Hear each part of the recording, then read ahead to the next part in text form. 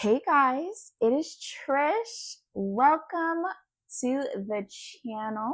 As you can tell by the title of this video, this is going to be another Love Island video, and we're going to be talking about Nicolandria today. So the other video that I recently recorded, we kind of went in depth on Olandria from a mental health coach perspective, what was going on there that allowed our sis to be accepting breadcrumbs from Taylor. I broke it down. It's over an hour long, baby. I went in. We talked about, dark-skinned women in society. And then we also broke down some things that I noticed in regard to Olandria's personality and her attachment style and stuff like that.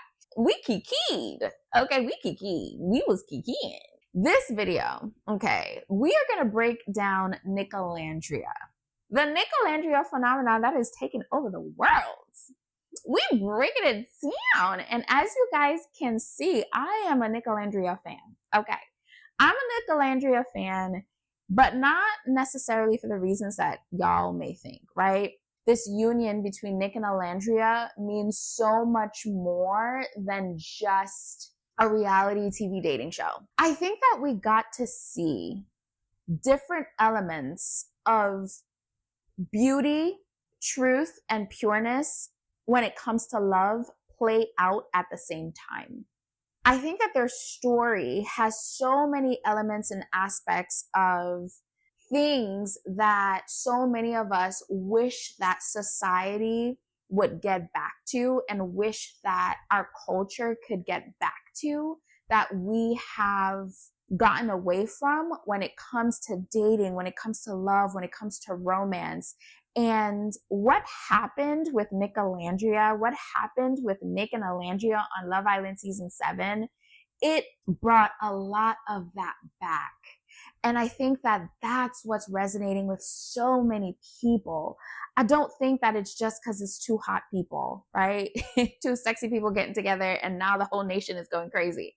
I don't think that's what it is. I don't think necessarily it's the interracial thing. I don't think that that's necessarily what it is. I think it goes far deeper than that. It's like far more beautiful than that.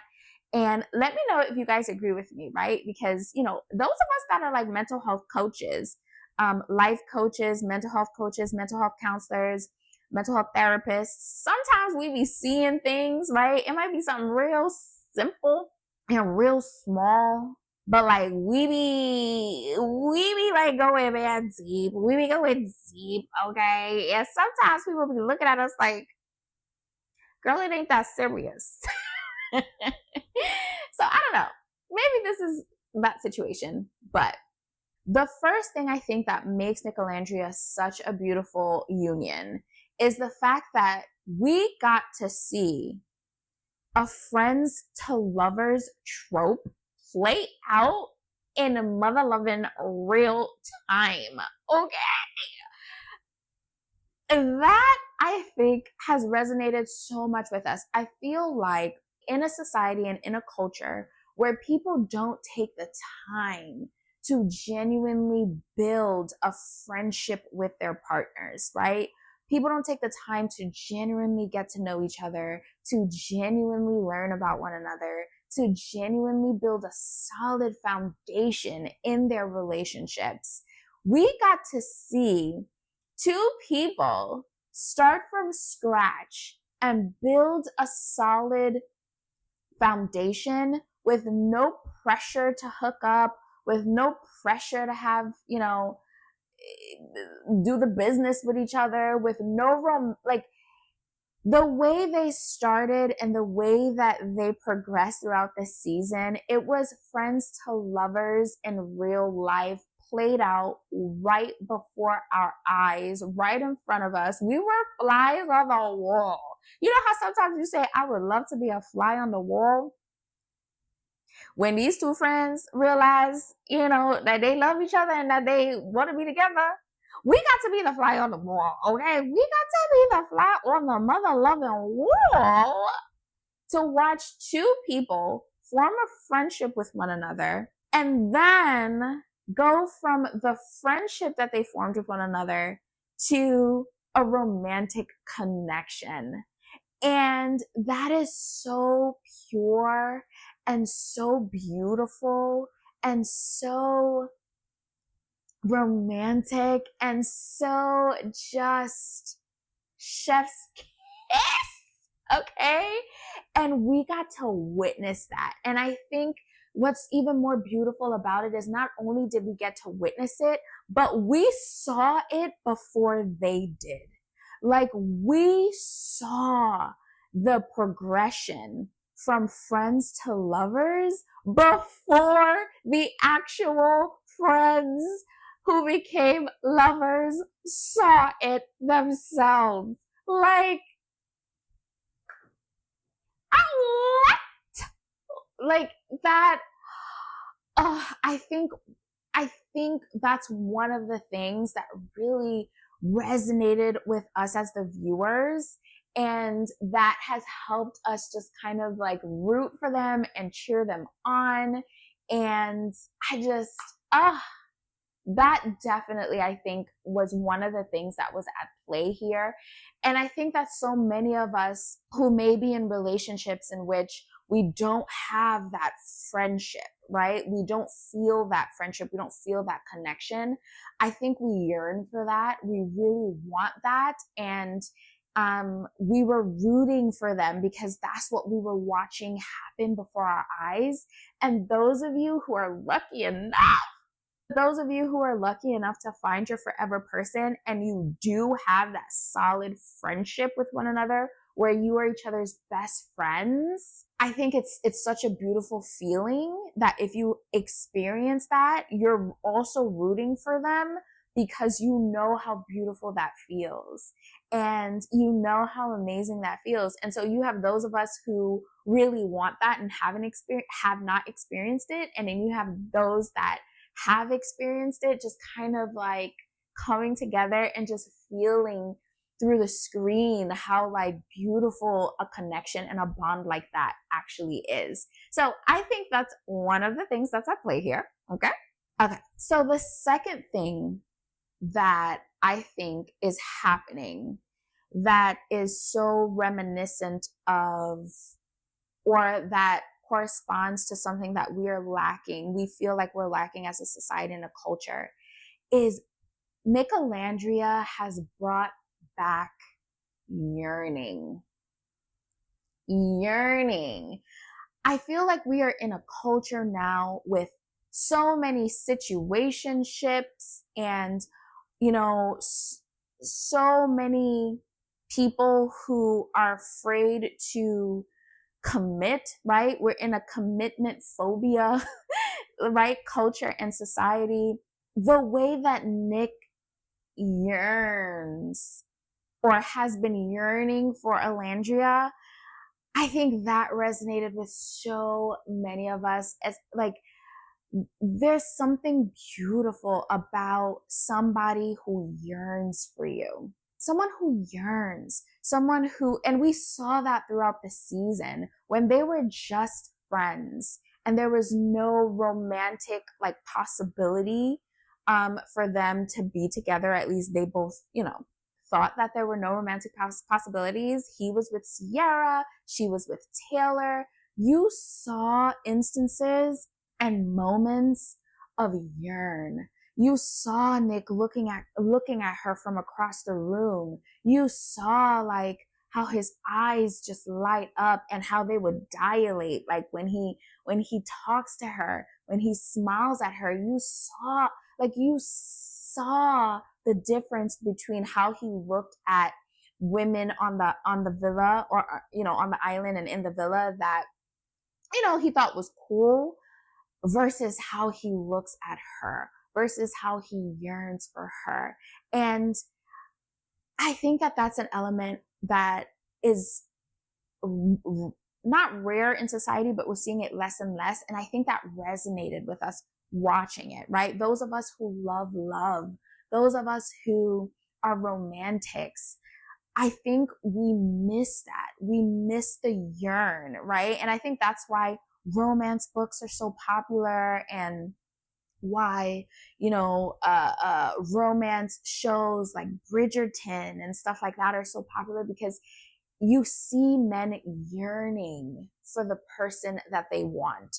You see them craving that person. You see them wanting such a deep and beautiful and pure connection with that person that it's just so pure and beautiful. And it's not just wham bam thank you ma'am, right? And I also think that in this online dating culture where people can just swipe, right?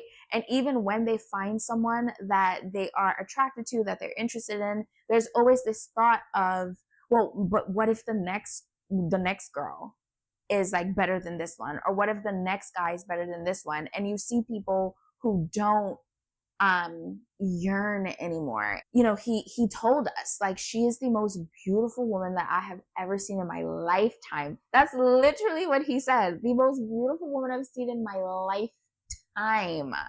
And, you know, from episode 1, like, they kiss and they have this passionate kiss with one another. And we see how passionate it is. And like, we see how how much he yearns for her. And I don't even necessarily know that he even noticed in that moment that he was yearning. And that's what made it beautiful. Like, he wants her so badly. And that is what we're witnessing. And I think that resonates with so many of us who are so sick of, you know, situationships, right? People who are with each other but don't yearn for one another, don't truly like desire one another. And we got to see our sis, okay? We got to see her be yearned for. And that is definitely, I don't know, maybe I'm overthinking it. Let me know, okay? But that's definitely something else that I think that was at play here for sure. And why their pairing has just taken over the world. Okay, the yearn. Let's bring back the yearn. Okay, both ways. Like, let's bring back yearning. Yes, speaking that into existence for y'all too. Okay, those of you that have it, that's cute. I'm being a hater right now. Nah, never that. Okay, I will never hate on a sis. Okay, for having what she has. So those of you that have it, yes, God, congrats. But for the rest of us, I wish that upon you in 2025 and beyond, that you shall attract a person. I am wishing for you that you attract somebody who yearns for you, okay? And I ask that y'all put it out in the universe and attract that for me too. Okay, we helping each other out. I'm just saying. So the third thing I think that is at play relates to the yearning and relates to the friends to lovers aspect. I think that the third reason why we have fallen so much in love with this couple is the fact that it was a slow burn. This was a slow burn love story, right? The fact that we saw, even when they were building like their romantic relationship together, it was slow, right? Like, and when I say slow, I know y'all are like, what you talking about? They were like making out from the first episode. Like, what you talking about? What's so slow about that? That's not, I'm not talking about challenges. Challenges are challenges, right? Like they would say in the villa, it's just a challenge. I'm talking about when they're outside of challenges. It was so, I think we liked seeing the slow burn. We liked seeing that, you know, they weren't like in the sheets with each other. He talks about how he has flutters. He talks about how when they're cuddling at night and she like, you know, backs up like close to him in the bed while they're cuddling and he's like holding her, and he talks about how his heart, he feels like this burning in his chest and how like he feels like he's getting hot, but at the same time he has so much respect for her and respect for her boundaries that, like, you know, he hasn't like tried to do anything with her or whatever, but like he's burning. It's a slow burn that we are witnessing, right? We're seeing Olandria change. Like we're seeing her go from being very kind of like physically closed off to him or with him, right? Where it's just kind of like friendly, like, you know, stuff. And we're seeing her feel more comfortable with him physically. Like in the After Sun episode that aired yesterday. So today is the season finale, either today or tomorrow. And there was the After Sun yesterday, and you see a difference in how she looks at him, right? When she was talking about like his eyes and how beautiful his eyes are, and just like, like you feel the slow burn with them. Like you feel the subtle things that makes you know that they're like falling for one another. And it's just little things here and there. And, you know, Nicolandria Nation, you know, we love to joke about how, you know, people who are part of the nation love to joke about how, you know, we're like detectives, right? Looking for crumbs. You know, where even though they're not the main plot line that's being discussed, but you see in the background like little ways in which they're showing like love and compassion to one another, that is just like, it's and I think so many of us really want that in a fast-paced society. I think that we thought that we wanted fast pace, right? Like dating multiple people at the same time and situationships and fast pace. I think that there's an element of appreciation for a slow burn. There's an element of appreciation to see two people who are slowly just like falling for one another, and to see two people who may physically like want one another, but are taking the time to truly build a solid foundation first before going there. And that is just so beautiful. So I think the slow burn has something to do with it. Let me know if you agree or disagree, but I really think that that's an other added layer to what's happening with Nicolandria that's resonating with the world. So the fourth thing I think that's happening, this is like a couple from like TV. This is a couple from like, you can't make this stuff up. I know so many people think that this is made up, but I feel like you cannot make this stuff up. Like this is just, I really hope they last. I don't know if they're gonna last or not, but I really do. But I think the fourth thing, right? And I'll talk about my feelings about the relationship and whether I think my feelings about the relationship and whether I think they're gonna last or not. I'll talk about that afterwards, but let me just get through a little list, okay? The fourth thing I think that's happening that is resonating so much with so many of us is the fact that it's kind of like a forbidden love too. Nicolandria has all of the tropes, okay? Let me tell you, if you're a romance girly, it's like they're taking off almost every single trope, right? Like the forbidden love. I think there were aspects of that, and I think that's what really riled us up in the beginning, right? It's like you see these two people and you see the yearning, you see the friendship developing into something more. They're not realizing it. You're realizing it. You're seeing it. You're seeing the slow burn happen, but it feels so forbidden, right? They feel like it's forbidden because of loyalty, right? And in my previous video, I did talk about loyalty and how that impacts, you know, relationships, but especially like in the Black community. So I'm not going to go into it here, but like you see the loyalty thing making it forbidden, right? She's with Taylor. He's with Sierra. She's obsessively loyal to Taylor, not because it's Taylor, but because she values loyalty so much that she's willing to put loyalty above all else, right? She's willing to be loyal to someone who wasn't loyal to her because she values that so much. And so it felt like this forbidden thing that we're watching happen, right? It's not supposed to happen this way. She's supposed to be with Taylor.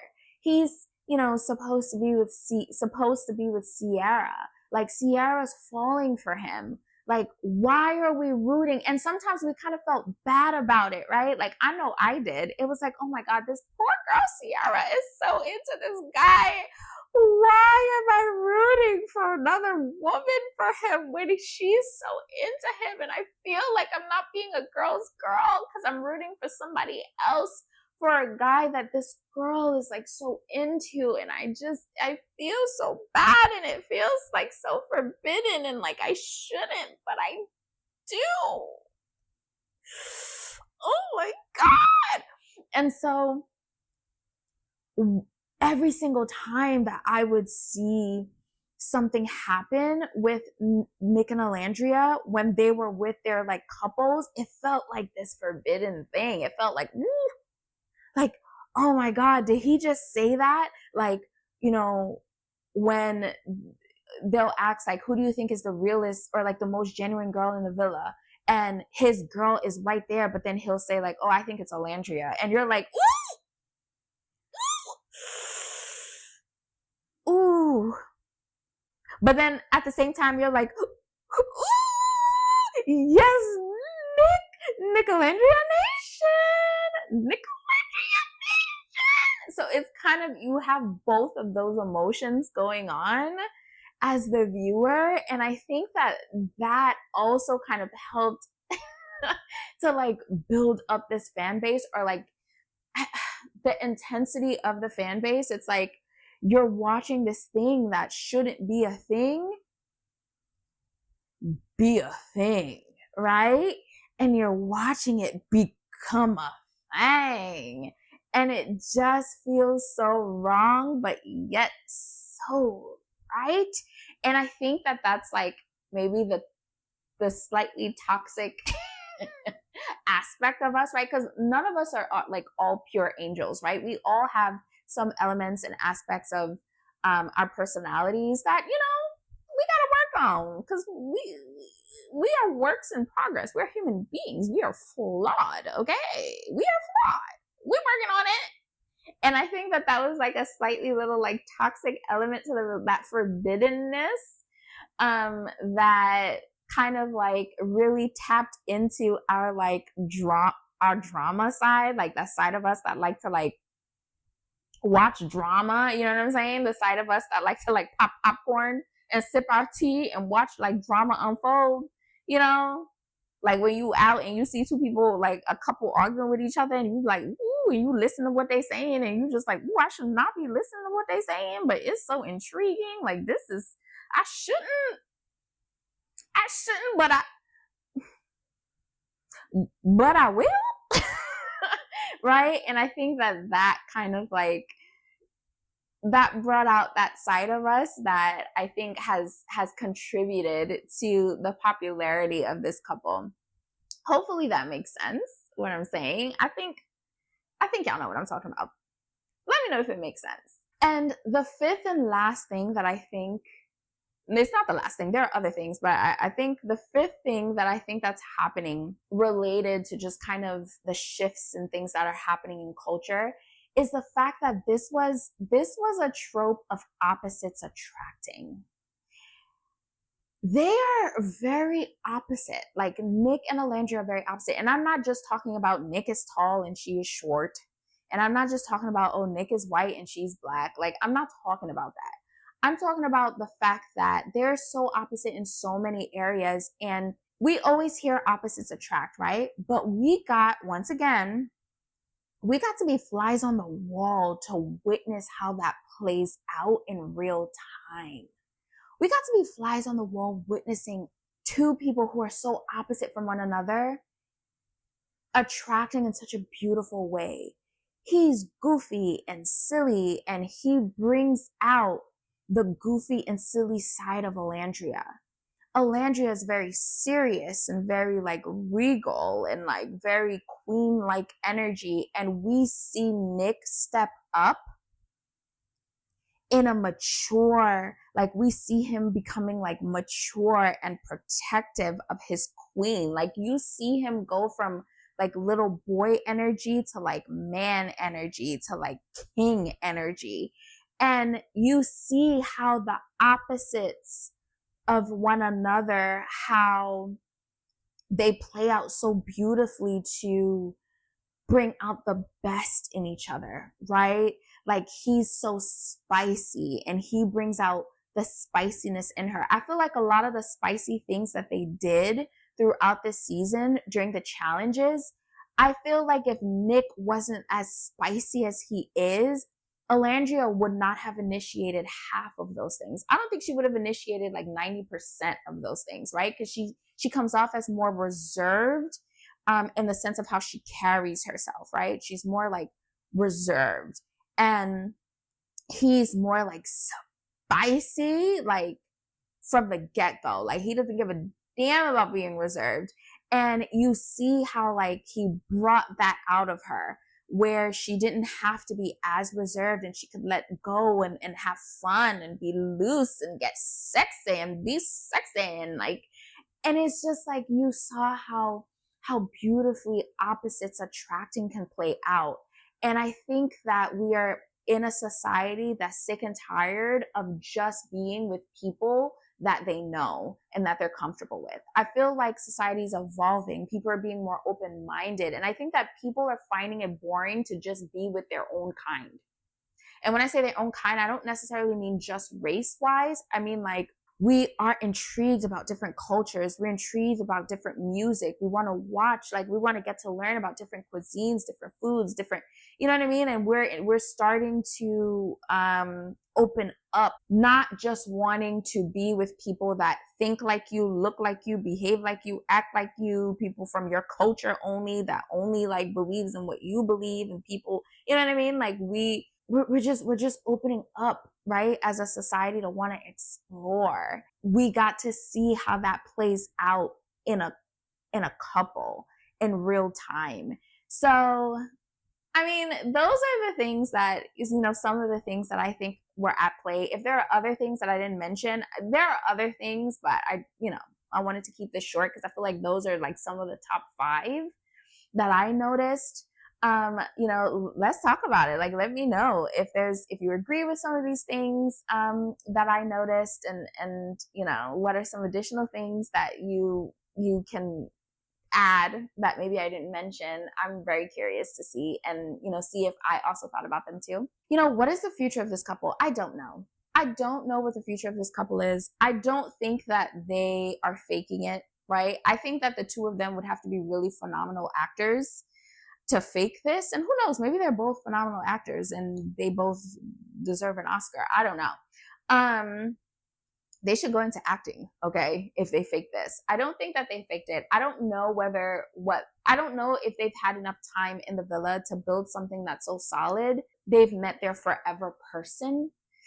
I don't know if they've had enough time because it took so long because the burn was so slow. And the friendship aspect of the season lasted longer than the lovers aspect.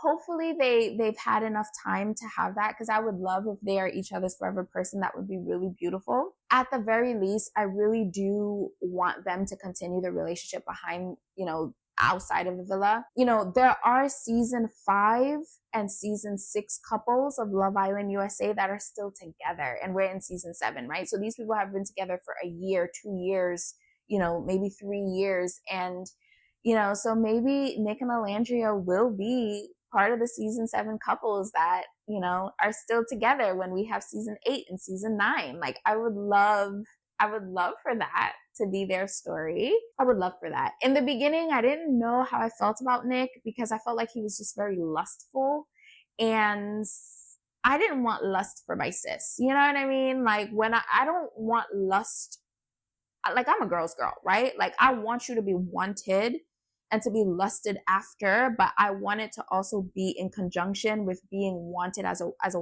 woman, as a person, like being wanted in a deeper way. I don't just want somebody who just wants to like screw you.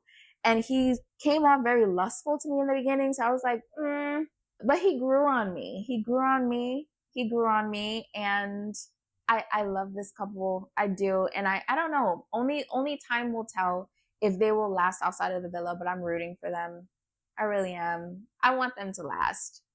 I want to see them still being a couple, 2 years from now, 3 years from now. Like, that would be dope. That would be dope. But I think even if they don't last that long, and I'm not speaking that for them, but if that does end up being the case and they don't last that long, I think that what they both experienced and felt in the villa, I feel like it was so beautiful and so pure and so powerful that if they both lean into the experience and what they learned from it and what they get from the experience, it's going to change, I think, both of their lives.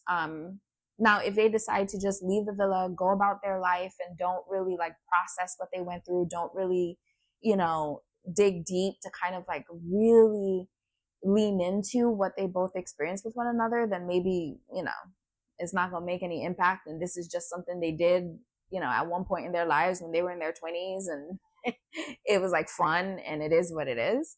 Hopefully that's not what happens though. So yeah, that is it for this video. That is my analysis. Okay. That's my analysis.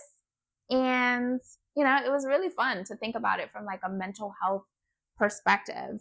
Because anytime I watch shows and stuff like that, I don't know. That's just how my brain is wired. I'm a mental health coach. Do you think I'm just going to watch it just because they're like twerking on each other and smacking each other's booties? Of course I'm going to see depth and deepness in stuff. Of course I'm going to relate it to society and the human experience and,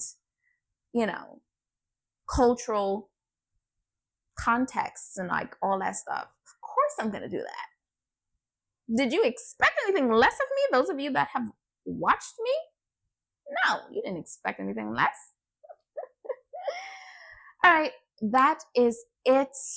And let me know if you want me to continue. These are really fun. I think I'm going to add these to the videos that I do on this channel, right? Because we are about rest, joy, peace, and softness, and love. So if there's other shows that you want me to watch, if there's like other things that you would love to get my perspective on, I'll watch them and give you guys my perspective. I don't know. I'm down with doing that. I love love, right? So any kind of love related show, drama, series, if it's about love, send them my way. Okay, send them my way. I'm with it. All right, that is it for this video. If you liked this and you want to join the tribe, go ahead. I'm Trish. I'm a mental health coach, and I believe in 4 main things, which is living a life of joy, rest, peace, and softness.